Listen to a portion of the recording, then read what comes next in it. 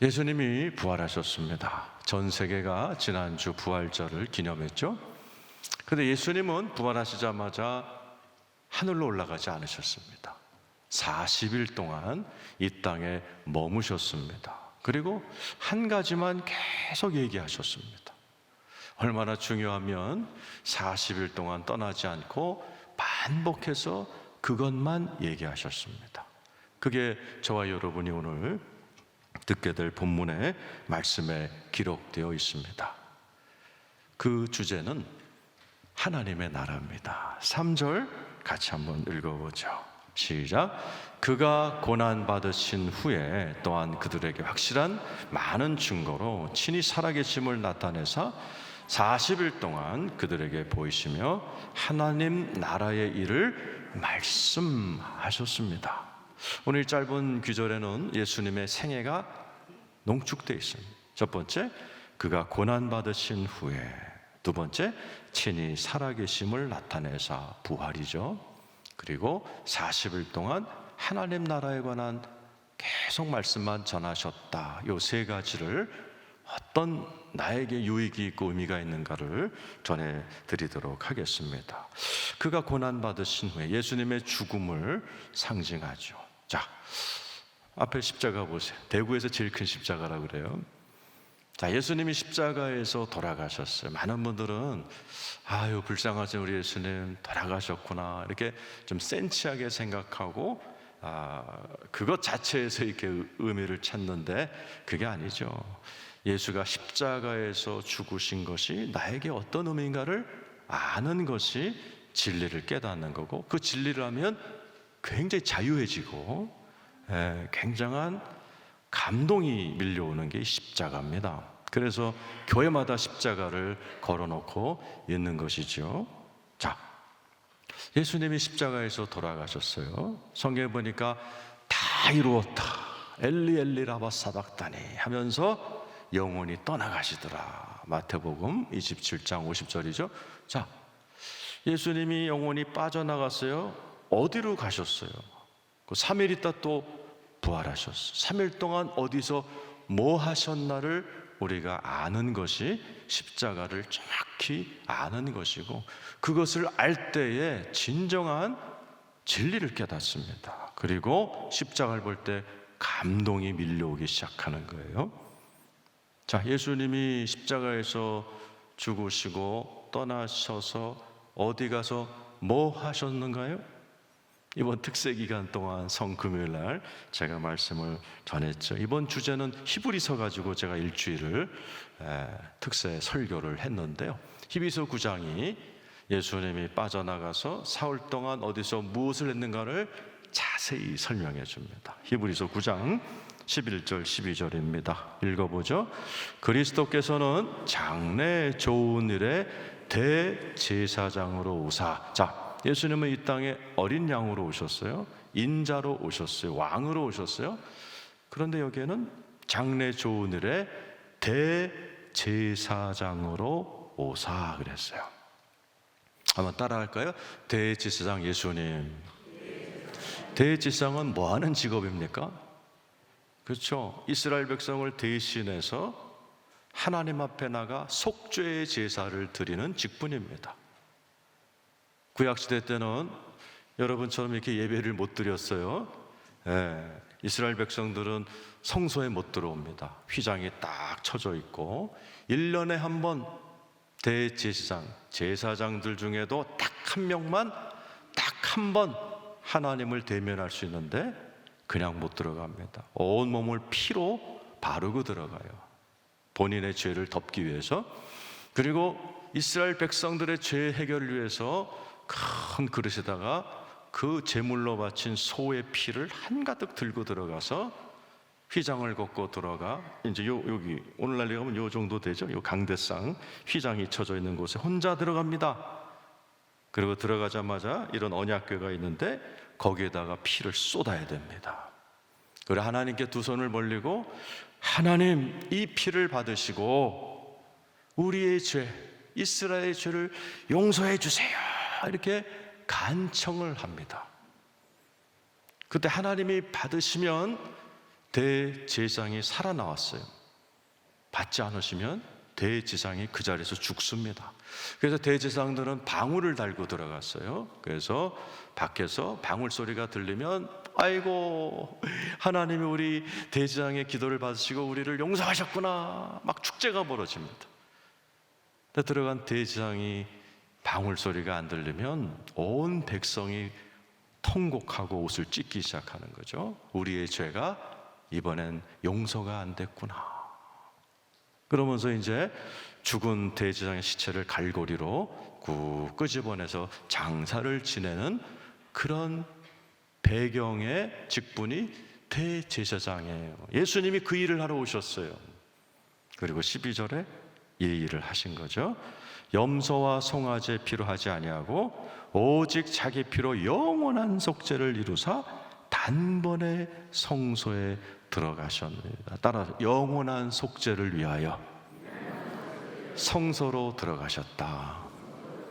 그러니까 영과 소의 피로 한 게 아니에요. 자기 피, 십자가에서 철철 흘린 어린 양 예수, 하나님의 아들의 피범벅이 된 그 모습으로 성소에 가셨어요. 근데 성소는 예루살렘 성전이 아니에요. 어느 성소예요? 네, 하늘 성소예요. 하늘로 가셨어요. 24절에 나와 있어요. 읽어보죠. 시작. 그리스도께서는 참것의 그림자이신 손으로 만든 성소에 들어가지 않고, 이런 순복음 대국교회나 예루살렘 성전에 들어간 게 아니에요. 사람이 만든 성소가 아니라 바로 그 하늘에 들어가서 하늘 성소, 참 성소. 천국은 어떻게 생겼을 것 같아요? 천국은 거대한 교회입니다. 거대한 성전입니다. 그 성전으로 예수 그리스도가 들어가 버리신 거예요. 들어가서 뭐 했어요?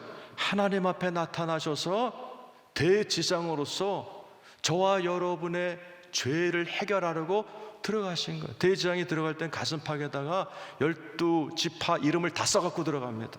예수님이 십자가에 죽으시고 성소에 올라가셨을 때 저와 여러분의 이름도 다 그 가슴속에 새겨진 것을 믿으시기를 축원합니다. 그 다음 절에 25절에 나와 있죠. 시작. 대지상이 해마다 다른 것의 피로써 성소에 들어가는 것 같이 자주 자기를 드리려고 아니하실진. 26절.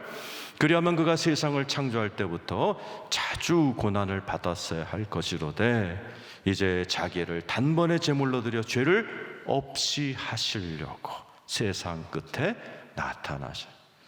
뭐라고 되어 있어요? 죄를 없애버려. 저와 여러분의 과거, 현재, 미래의 죄를 없애버리시려고, 깨끗하게 해결해 보시려고 예수가 십자가에서 엘리엘리 라마 사박다니 다 이루었습니다 하고 하늘 성소로 올라가 자기의 피를 주님께 내보이면서, 하나님, 내가 2022년 4월 마지막 주 이 순복음 대국교단에 앉아있는 아무개의 죄를 위해, 아무개의 죄를 위해 내 피를 흘렸으니 그를 용서하여 주시옵소서 하고 속죄의 제사를 드린 것이 십자가 사건이에요. 그러니까 저와 여러분은 십자가를 볼 때 그냥 십자가 보면 안 돼요. 십자가에서 더 위를 봐야 돼요. 십자가에 죽으신 예수가 하늘에 올라가 내 이름을 부르며 나의 죄를 깨끗하게 해결하셨다는 하늘 성소의 그 단 한 번의 예배, 제사 예배를 머릿속에 그리면서 십자가를 봐야 그 십자가가 너무나 은혜가 되는 겁니다. 질문: 예수님이 예수님의 그 속죄의 제사를 받으셨을까요? 안 받으셨을까요? 받으셨으니까 부활하셨죠. 즉 저와 여러분의 죄가 깨끗하게 해결되는 거 믿으시는 분만 아멘 해보세요. 믿으셔야 됩니다. 예수님의 제사는 완벽하여 예수 믿으면 죄의 문제가 해결이 됩니다. 여러분, 이 시간에 마치 한 번도 죄를 짓지 않은 것처럼 예수 그리스도의 보혈로 깨끗하게 씻은 바 하나님과 만나는 시간이 된 거 믿으시기를 축원합니다. 왜 하늘로 올라가셨어요? 예수님이 하늘로 올라가 죄를 해결하기까지는 하늘과 땅이 단절되어 있었어요. 우리나라 사람, 모든 세상 사람들이 어려움을 당할 때 하늘을 보면서 이렇게 했어요. 하늘은 뭐 하시나? 하늘은 뭐 하시나? 왜? 죄 때문에 단절돼 있었어요. 아담과 하와를 만드셨을 때는 하늘과 땅이 하나였어요. 창세기 1장 1절 하나님이 천지를 창조하셨다. 하늘과 땅이 하나였어요. 그래서 이 땅에서 아담은 하늘을 누렸어요. 하나님과 대화하고 동산을 거닐면서 하나님 아담아 하늘과 땅이 하나로서 이 땅에서 천국을 누렸길래 에센 기쁨이란 뜻이에요. 천국의 기쁨을 누려 살았는데 죄를 지음으로 에덴의 동산에 쫓겨나갔고, 창세기 3장 마지막 절에 보니까 하나님이 하늘 가는 길을 화염검으로 막아버리셨어요. 바로 그것을 예수가 하늘에서 죄 문제를 해결하심으로 하늘문이 열린 것을 믿으시길 축원합니다. 저와 여러분 지금 이 자리에 앉아도 하늘에 계신 하나님을 뭐라고 부를 수 있어요? 아버지 이러면 아버지가 자녀가 된 여러분들의 기도에 응답하실 줄로 믿습니다. 따라서 합시다. 예수님의 십자가의 죽음으로 하늘 성소의 예배로 내 죄가 해결됐습니다. 믿습니까? 따라서 하세요. 하늘문이 내게 열렸습니다. 나에게는 영생이 열렸습니다. 죄의 삭은 사망인데 그래서 인간은 죽는 거예요. 에덴 동산에는 안 죽었어요. 영원히 살 존재로 창조된 인간이 왜 장례식을 치르느냐? 죄 때문에. 성경은 죄의 삭은 사망이다. 근데 예수가 죄 문제를 해결했기 때문에 예수를 믿으면 죽음이 없고 영생으로 들어갑니다. 목사로서 많은 임종을 보죠. 대부분이 목사님 숨이 안 쉬어져요. 그러니까 인공호흡기를 갖다 끼워줘요. 오늘 잠시죠. 마지막 호흡을 누구나 합니다. 한 동시에 예수 믿는 분은 영혼이 즉시로 낙원으로 올라갑니다. 눈 떠보면 천국이에요. 그러니까 우리는 죽음을 두려워할 이유가 없어요. 믿습니까? 자, 십자가에서 하늘 성소에 들어가 내 죄를 깨끗이 해결해 버리신 우리 예수 그리스도께 감사 박수 올려드리겠습니다.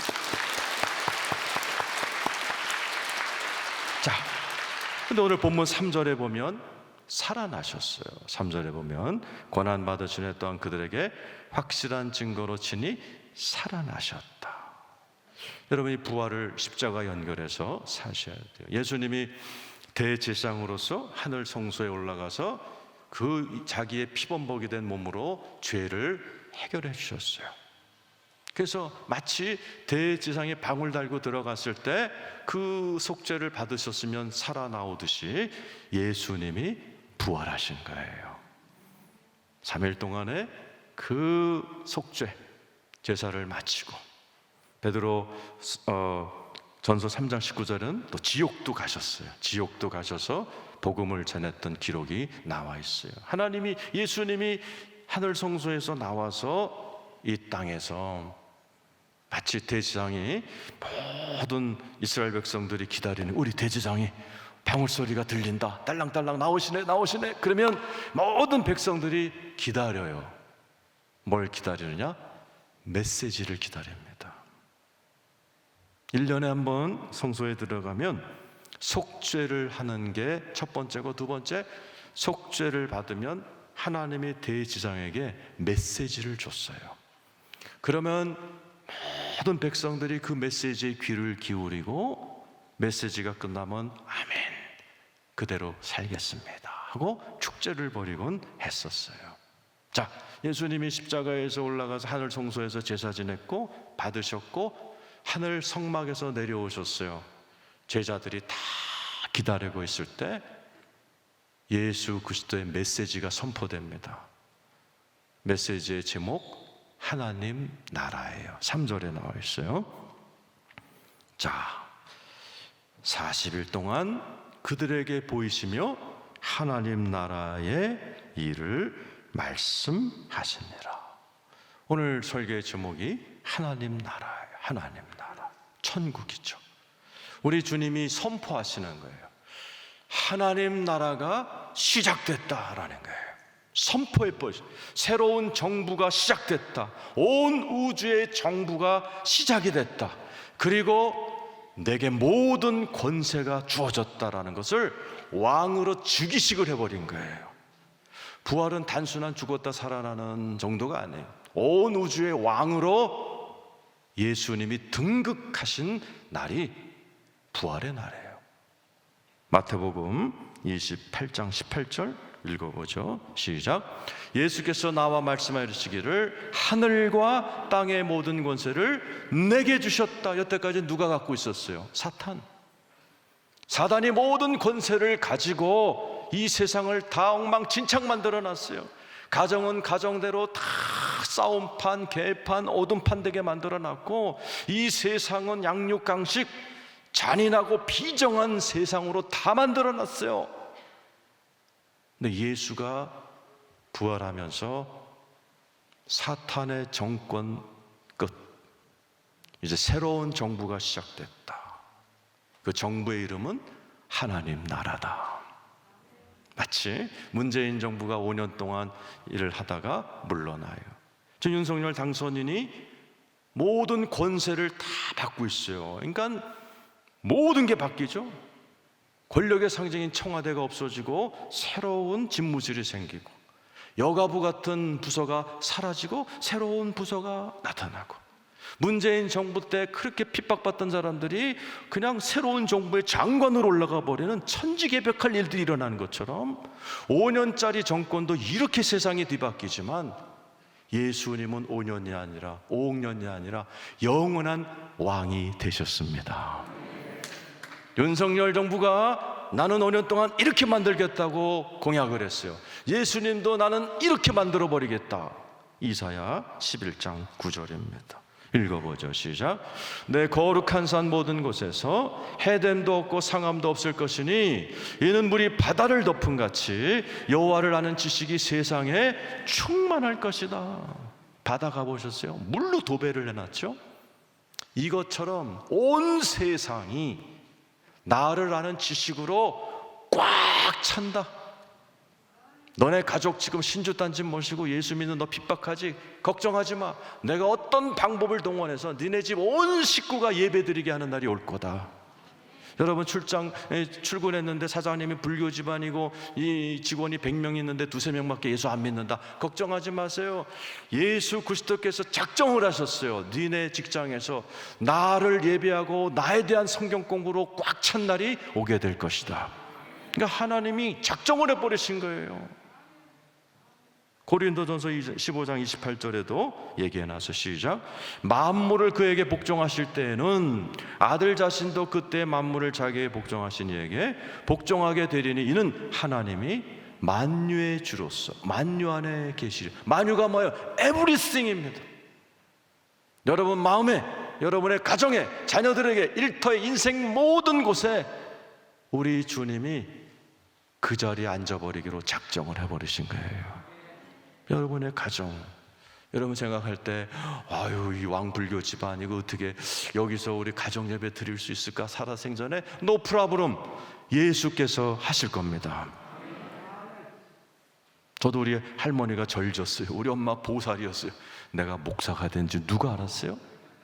내 동생도 목사, 우리 누님 남편은 장로였는데 최근에 목사 됐어요. 온 집안이 다 목사가 됐어요. 누가 알았겠어요? 하나님이 하시면 해버리시는 거예요. 여러분, 근데 하나님은 독특한 방법을 쓰십니다. 온 세상을 나의 지식으로 채우겠다. 나 같으면 SNS를 이용합니다. 온 성도 핸드폰에 전부 다 오늘부터 내가 왕이야, 알간 모르간 이럴 텐데, 하나님은 아주 독특한 방법으로 여러분들을 통해서 그 일을 해버리시겠다는 거예요. 믿습니까? 그것을 명령하셨어요. 예수가 부활해서 하신 명령을 The Great Commission, 대위임령이에요. 이거는 해도 되고 안 되는 게 아니라 반드시 순종해야 될 거예요. 그러면 하나님이 함께하여 돈도 주고 건강도 주고 물질도 주고 모든 것을 함께할 테니 이 명령만큼은 반드시 지켜라. 딱 하나 명령하셨어요.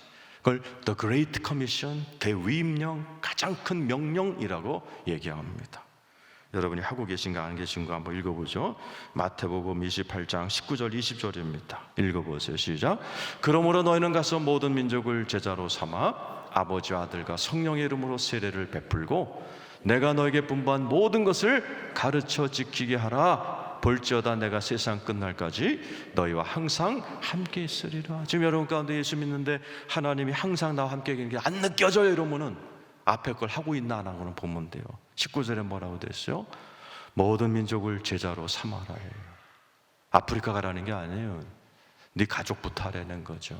네 자식 새끼부터 제자 삼고 있냐라는 거. 제자 삼는 걸 쉽게 20절에 내가 가르친 모든 걸 지키게 하라는 거예요. 뭐예요? 아들 딸 앉혀놓고 야 이게 예배하는 거야. 하나님 살아계신데 예배는 이렇게 하는 거야. 예? 예배는 이렇게 주님 앞에 나와 이렇게 경건하게 찬양하고 예배를 올려드리는 거야. 예? 가르쳐 주는 거예요. 기도는 말이지 아빠 따라해 아빠 따라해 무릎 꿇고 이렇게 하는 거야. 이게 기도야. 야 성경 갖고 와봐. 성경은 말이지 되게 재미없는 것 같은데 이렇게 읽으면 되게 재밌다. 가르쳐 줘야 되는 거죠. 돈 쓰는 법, 시간 쓰는 법, 네 직장을 가지고 하나님께 어떻게 연결해서 영광을 돌리는 법, 그게 제자 훈련하는 거예요. 이상하게 하나님은 한 방에 하실 수도 있는데 하늘에다 대형 스크린 걸어놓고 하실 수 있는데 안 하시고 저와 여러분을 통해서 여러분의 가정을 하나님의 나라로, 일터를 하나님의 나라로 만드시기를 원하고 계십니다. 그리고 그때 내가 항상 너와 함께 그 일을 하도록 능력 줄게, 돈 줄게, 건강 줄게. 그러니 그 명령 하나 지켜. 복음 전하고 제자 훈련해. 그러면 네가 지금 부족해도 내가 항상 함께 있기 때문에 나는 워낙 전지전능하기 때문에 너네 가정에 하나님의 나라가 이루어질 거예요. 이게 주님의 마지막 명령이에요. 여러분, 하나님의 이 명령에 순종하는 여러분 되기를 축원합니다. 근데 어려워요. 다 뭐 여기 계신 분들이 정말 우리 부부는 인고 부부가 되기를 안 원하는 사람이 어디 있어요, 그죠? 근데 쉽지 않아요. 우리 교회만 봐도 인고 부부보다 완전히 닭살 부부보다 완전히 천천지 왼수들이 많아요, 부부가. 그게 웬 좋아합니까? 누구나 다 비둘기처럼 다정한 그런 스위트홈을 꿈꾸는데 쉽지 않아요. 그런 가정 우리 교회 얼마 안 돼요. 대부분이 아주 콩가루는 아니더라도 생지옥은 아니더라도 비스무리한 영적 전쟁 치르고 있습니다. 누구든지 다 자기의 재능을 발휘하면서 돈도 벌면서 사회활동, 직장활동 원하지 않는 인간이 어디 있어요. 그런데 그런 직장 생활하는 사람도 흔치 않습니다.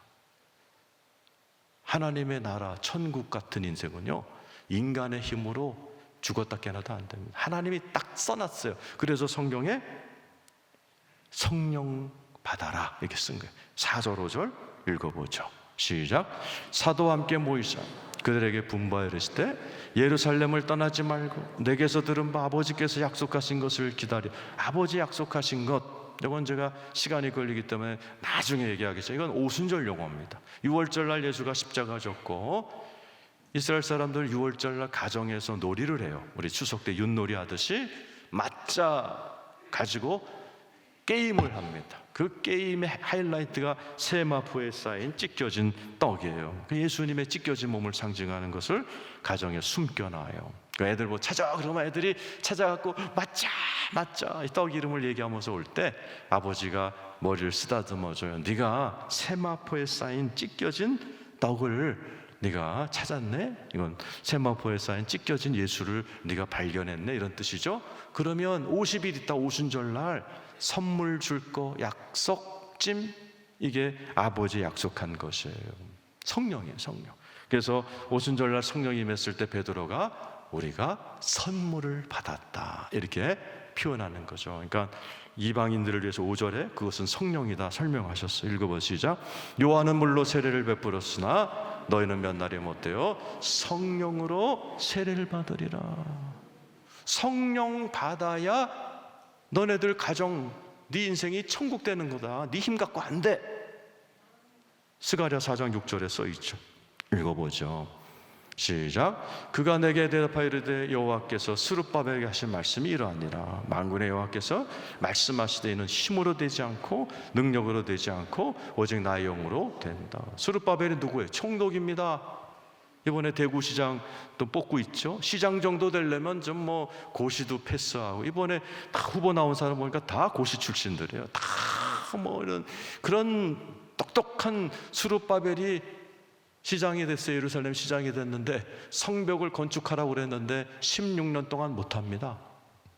하도 방해가 많은 16년 동안 무능한 총독이 됐어요. 마치 16년 동안 이 자리에 계신 분 중에 성공하고 싶은데 성공 못한 분처럼 총독이 무능한 존재가 돼요. 그때 하신 말씀이에요.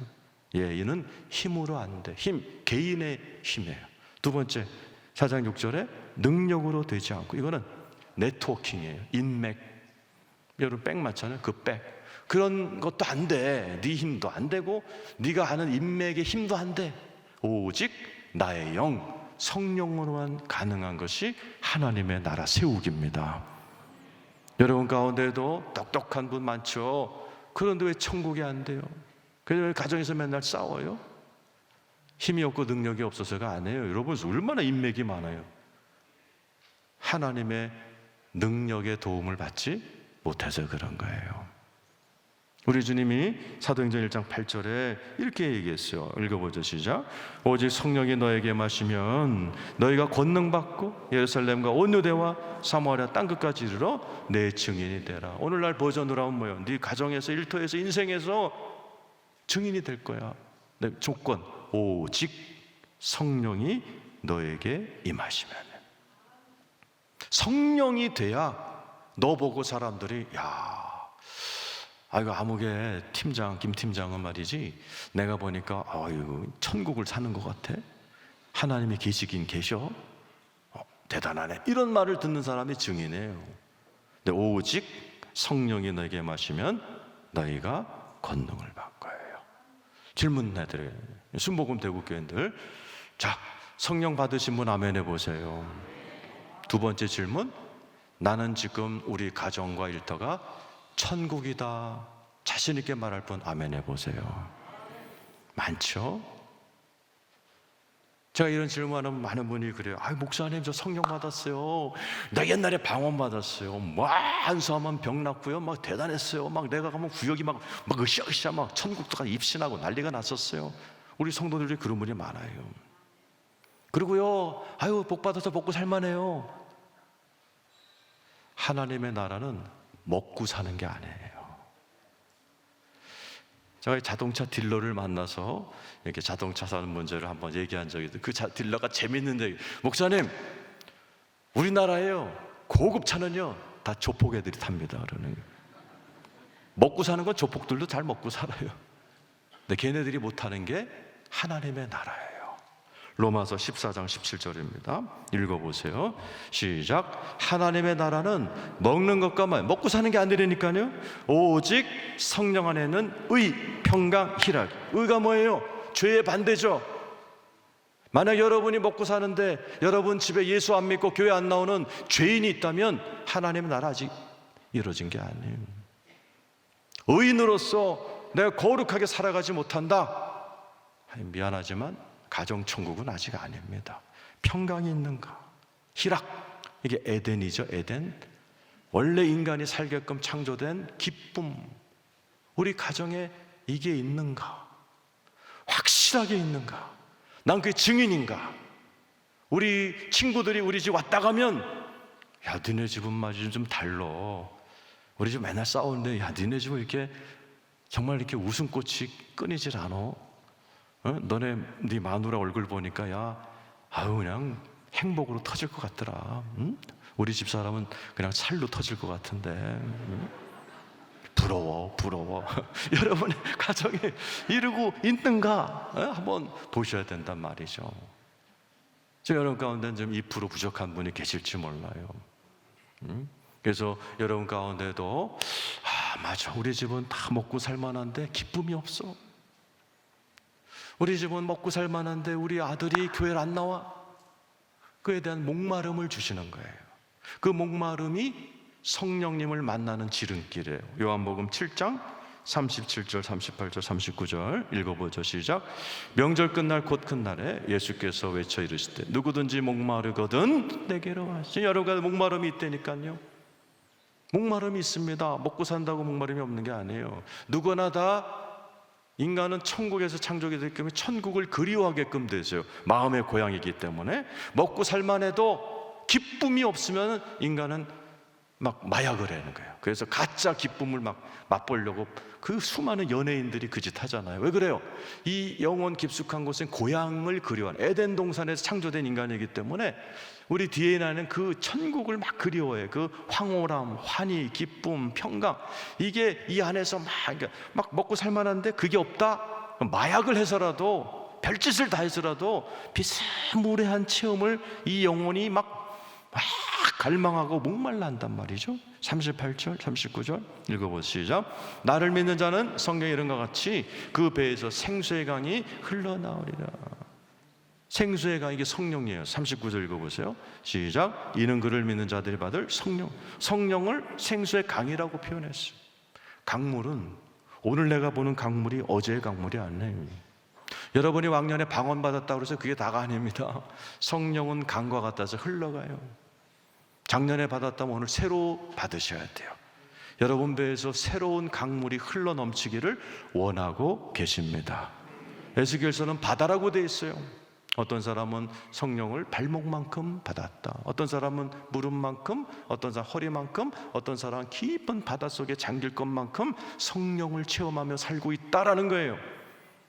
여러분께서 예를 들어 목사님 우리 집은 먹고 살만한데 우리 아들놈이 교회를 안 나와요, 이러면 그 아들이 의인이 되기 위한 성령님의 지혜와 능력을 간절히 간구하시기를 축원합니다. 목사님 우리 집은 다 좋은데 혈기가 넘쳐서 맨날 아각대며 싸웁니다.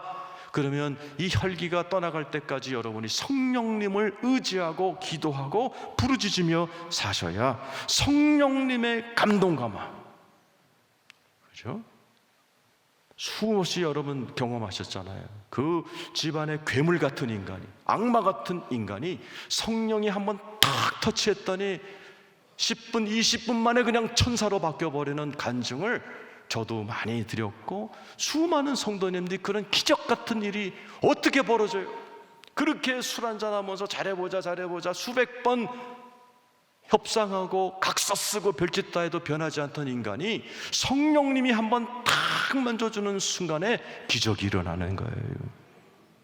우리 교회에 왔던 부부가 이혼하기 전에 장모님이 한 번만 와달라고 그래서 사위는 2층에 부인은 아래층에서 예배 드렸어요.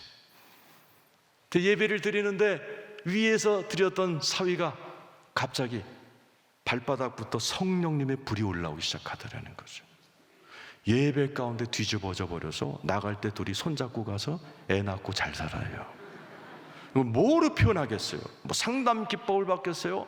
예? 금쪽 같은 내 새끼를 출연했겠어요? 성령님이 만져주시는 거예요. 성령님은 미래에서 왔고 하늘에서 왔기 때문에 천국 만들어주는 영입니다.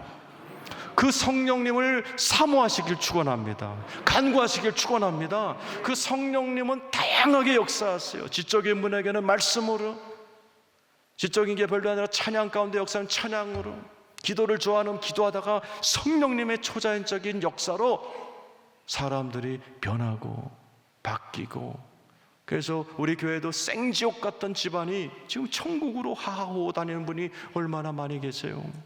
올 한 해 동안에 여러분이 지금까지 얼마나 많은 성령 체험했다 할지 모르지만은 그거 다 바닷가에 발목 한번 잠근 거에 불과하지 않아요. 성령님의 은혜는 무한합니다. 무궁무진합니다. 아직 2% 부족하고 목마르세요? 간절히 성령님 지혜 주세요, 능력 주세요, 기도하시길 축원합니다. 우리 교회 많은 목사님들이 부러워요. 우리 교회 왔다 가면. 그러나 저는 아직도 목말라요. 이번 주 부활절 연합예배 꽉 찼어요. 강대상까지 차서 우리가 예배를 드렸어요. 그때 많은 성도님들이 목사님 이게 우리 옛날 모습이에요. 옛날에 우리 교회가 이렇게 예배드렸어요. 목마르신 거예요. 저도 그 목마름이 있어요. 우리가 코로나 이전에, 우리 교회 아픔 이전에 5천 명이 예배드리던 성전이에요. 그 열기, 그 환희, 그 예배의 기쁨, 그 모든 것이 회복되기를 축원합니다. 아무리 제가 기도해도 안 되더라고요. 그래서 저도 이 말씀을 준비하면서 내가 더 성령님을 의지해야 되겠다. 내가 성령님의 지혜가 다운로드 되도록, 성령님의 능력을 더 받도록, 성령님이 나와 함께 하도록 내가 이번 오순절 간절히 성령님께 매달려야 되겠다, 이런 다짐을 했습니다. 우리 자리에 계신 여러분들도 이번 오순절 이제 시작됐고 일주일 지났어요. 43일 남았어요. 이 오순절 동안에 여러분 저때까지 한 번도 받지 못한 수준의 새롭고 놀랍고 깊고 넓고 너무 새로운 하나님의 성령의 능력을 받으셔서 전부 다 천국 가정 되시길 축원합니다. 천국 심령 되기를 축원합니다. 여러분의 돈 버는 일이 천국 되기를 축원하고, 우리 교회가 정말 천국 같은 교회 되기를 축원합니다.